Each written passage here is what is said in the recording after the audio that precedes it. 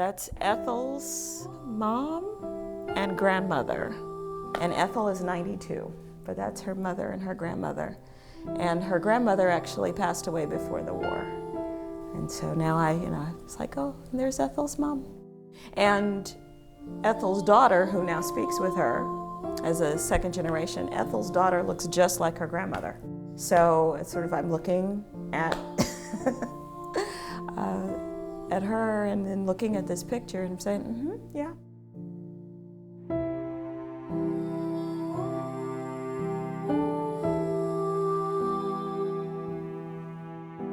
So the center was originally founded over 20 years ago in 1992 by a group of Long Island area Holocaust survivors. Throughout our museum, you hear the voices of the people who founded this place and said, it is important to tell our story on Long Island.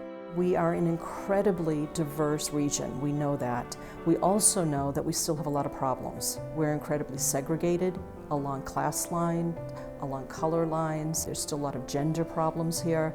And the main core of everything we do here is to teach people and give people of any age the tools to become upstanders. The role of Holocaust survivors in particular have really helped shape not just telling this history, but any history. And we've learned a lot from a very well-documented history. It's one of the best documented histories in human history.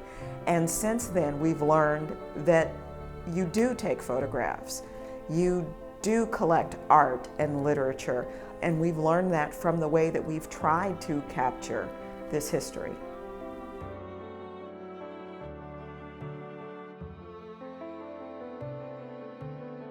We have a collection of artifacts that number over 500, and if you were to add up the documents that we have, in the thousands.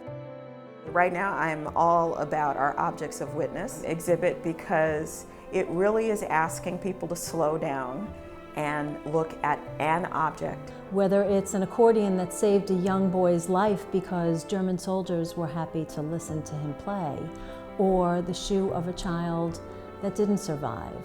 There's the light bulb from the synagogue in Greece. It was the only surviving intact artifact, and it's a light bulb, but someone made that, and someone carved it, and someone made it and painted it, and it survived. And it makes it real for people who are walking through the museum to actually connect to the reality of what went on.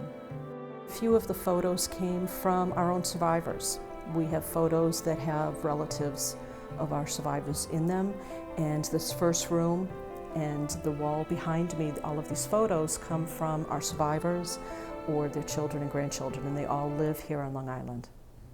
When I come in, this is the first place I stop. I stop and I look at these people because they're a reminder to me about why we're here, especially the children.